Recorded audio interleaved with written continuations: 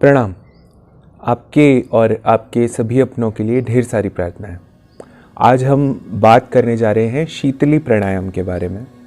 लेकिन उससे पहले अगर आपने हमारे चैनल को अभी तक सब्सक्राइब नहीं किया है तो इसे एक बार सब्सक्राइब ज़रूर कर लीजिए और साथ ही साथ पास में बने बेल के बटन को भी एक बार प्रेस कर लीजिए ताकि आगे आने वाले वीडियो की जानकारी आप तक सबसे पहले पहुंच सके।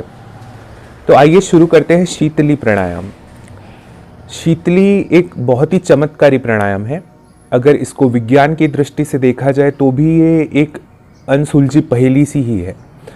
आपने कभी सुना हो कि हिमालय में साधना करते हुए साधु जो हैं वो कई कई वर्षों तक बिना खाए और पिए रह पाते हैं। कुछ लोग जैसे वर्तमान में भी गुजरात में चुंदड़ी वाले बाबा के नाम से एक बेहद प्रचलित संत थे, वो भी कितने ही वर्षों से बिना खाए पिए रह रहे थे। तो ऐसा माना जाता है कि शीतली प्राणायाम करने से ये जो साधु संत हैं ये अपने खाने और पीने पर नियंत्रण कर पाते हैं। अब जान लेते हैं कि शीतली प्राणायाम करने से हमें क्या लाभ हो सकते हैं। तो शीतली प्राणायाम जो है वो हमारे पैरासिम्पैथेटिक नर्वस सिस्टम पे बहुत अच्छी तरह से कार्य करता है। इसलिए अगर देखा जाए तो हमारे शरीर में ये दो मुख्य चीज़ों पर नियंत्रण करता है।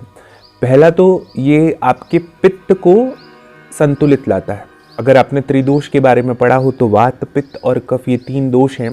तो इसमें जो पित्त है उस पर मुख्यतः कार्य करके पित्त को संतुलित अवस्था में लेकर आता है। और साथ ही साथ हमारा शरीर जो पंच महाभूतों से बना है उसमें जो अग्नि तत्व है उस अग्नि तत्व को शांत करता है। तो अगर मानसिक स्तर पर इसके लाभ के बारे में बात की जाए तो जिन व्यक्तियों को बहुत ज़्यादा क्रोध आता है, बहुत गुस्सा आता है, छोटी छोटी सी बात पर चिढ़ जाते हैं, तो ऐसे लोगों को शीतली प्राणायाम करने से मन शांत होता है, दिमाग शांत रहता है। कभी किसी समय बहुत तेज गुस्सा आए और उस समय अगर शीतली प्राणायाम किया जाए तो एकदम से क्रोध आपका शांत भी हो सकता है।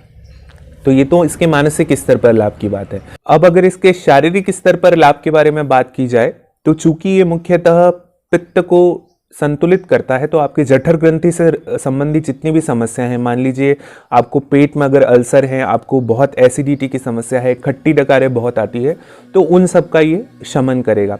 साथ ही साथ ये अग्नि तत्व को कम करता है।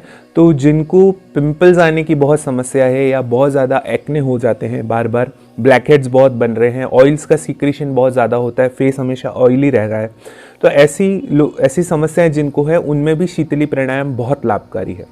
तीसरा, जो भी हाई ब्लड प्रेशर के से संबंधित पेशेंट्स हैं, जिनको हाई ब्लड प्रेशर की समस्या है, तो उनका ब्लड प्रेशर भी ये शीतली प्राणायाम कंट्रोल में लाता है। गर्मी को कम करता है, प्यास को बुझाता है। तो जब तेज़ गर्मी का समय हो, कभी प्यास बहुत लग रही है, पानी अवेलेबल नहीं है, तो उस समय शीतली प्राणायाम करेंगे तो आपकी प्यास बुझ जाएगी। जो लोग राजस्थान में या गर्म प्रदेशों में रहते हैं तो उसमें लू लगने का बहुत ज़्यादा खतरा है। तो गर्मी के समय में अगर शीतली प्राणायाम किया जाए तो लू लगने का चांसेस भी बेहद कम हो जाते हैं। तो मुख्यतः जो भी पित्त और अग्नि तत्व से संबंधित समस्याएं हैं उन समस्याओं पर शीतली प्राणायाम बहुत अच्छे से कार्य करता है। अब ये देख लेते हैं कि किन किन लोगों को ये प्राणायाम नहीं करना चाहिए। पहला तो आपको सर्दियों में जब बहुत ठंड पड़ रही हो तो इसका अभ्यास नहीं करना चाहिए, क्योंकि ये आपके शरीर को ठंडा करता है और वैसे ही सर्दी पड़ रही है तो ज़्यादा समस्या हो जाएगी। तो सर्दी के समय में इसका अभ्यास नहीं करना है। दूसरा, जिन लोगों को अस्थमा की समस्या है, जिन लोगों को हमेशा कफ बना रहता है, जिन लोगों के फेफड़ों में संक्रमण है, तो वो इस अभ्यास को ना करें या करें तो भी बेहद कम करें। तीसरा, जिनको लो ब्लड प्रेशर की समस्या है वो इसको ना करें, क्योंकि ये वैसे ही बीपी को कम करता है और अगर आपका ब्लड प्रेशर लो होगा तो और भी ज़्यादा गिर जाएगा। इसलिए इन तीन जगहों पर जिनको सर्दियों में ना करें, जिनको लो ब्लड प्रेशर की समस्या है वो ना करें, और जिनको अस्थमा और कफ की बहुत ज़्यादा समस्या है, जिनकी कफ की प्रकृति बहुत ज़्यादा है, तो वो इस प्राणायाम से दूर रहें। तो ये है कुछ सावधानियाँ इसको रखने के बारे में। अब जानते हैं कि इस प्राणायाम की विधि क्या है, इसको कैसे किया जाए। इसको 3 चरणों में किया जाता है। पहला चरण ये है कि इसमें आपको अपनी जीभ को पाइप के शेप में बनाना होता है, एक नली के आकार में इसको जीभ को बनाना होता है और उसके बाद श्वास को अंदर भरना होता है। दूसरे चरण में आप जालंधर बंद लगाकर कुंभक लगा लेते हैं, मतलब आप जालंधर बंद लगाते हैं और ना श्वास लेते हैं ना श्वास छोड़ते हैं, जितनी देर तक आप ऐसा कर पाएं। और तीसरे चरण में अपनी बाईं नासिका से श्वास को बाहर निकाला जाता है। तो ये 3 चरण हैं। पहले चरण में जीभ को पाइप के आकार में रोल करके और फिर श्वास को अंदर भरा जाता है। दूसरे चरण में जालंधर बंद लगा के कुंभक किया जाता है और तीसरे चरण में बाईं नासिका से श्वास को पुनः बाहर निकाल दिया जाता है। तो ये 3 चरण है। अब जो जीभ है उसको नली के आकार में कैसे बनाया जाए, ये एक थोड़ी ज़रूर समस्या हो सकती है। तो आप एक बार देखिएगा, अपनी जीभ को पहले थोड़ा बाहर निकालिए और फिर उसे पाइप के आकार में रोल करने की कोशिश कीजिए।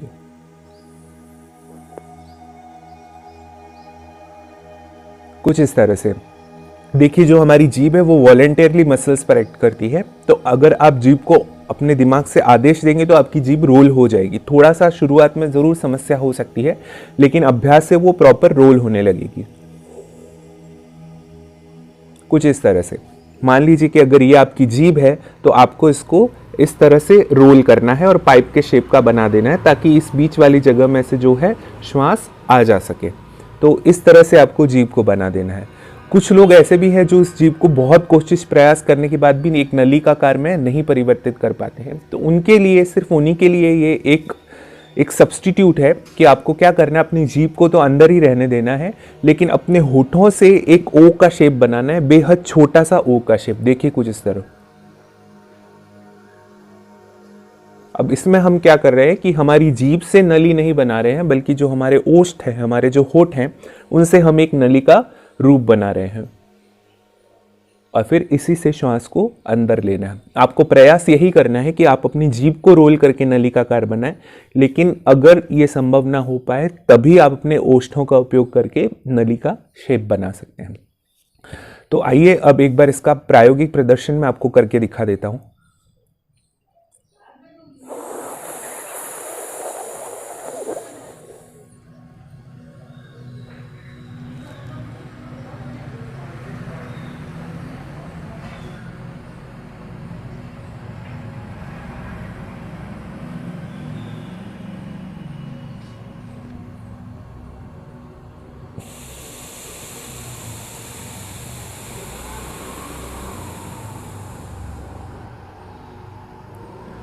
तो ये हुआ शीतली प्राणायाम का एक राउंड।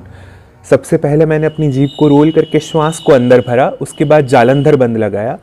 जालंधर बंद मतलब आपको श्वास अंदर भर लेने के बाद अपने चिन को, ये जो आपकी ठुड्डी है, इसको अपनी छाती से लगा लेना है कुछ इस तरह। जब आप ऐसा करेंगे तो आपके श्वास का मार्ग अवरुद्ध हो जाएगा, तो श्वास ना बाहर जा पाएगा और ना अंदर आ पाएगा। इसी को कुंभक कहते हैं, यानी आप ना श्वास लेते हैं ना श्वास छोड़ते हैं। तो कुछ इस तरह से करके जालंधर बंद लगा लेना है। उसके बाद आप जितनी देर सहन कर सकें उतनी देर इस अवस्था में रहें। पुनः सर को ऊपर उठाकर और अपनी बाईं नासिका से श्वास को बाहर छोड़ देना है। ये है शीतली प्राणायाम। एक बार पुनः मैं इसका एक राउंड आपको करके दिखाता हूं।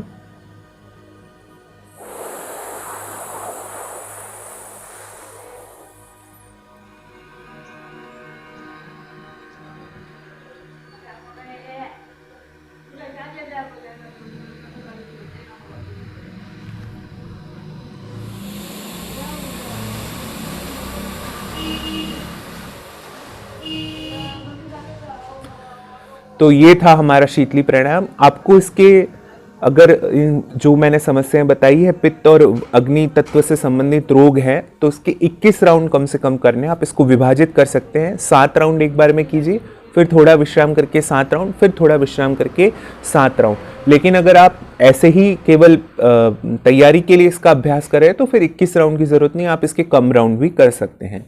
तो आज यहीं तक रखते हैं। कल हम फिर मिलेंगे कुछ नई योगिक क्रियाओं के साथ। तब तक के लिए सर्वे भवन्तु सुखिनः। प्रणाम।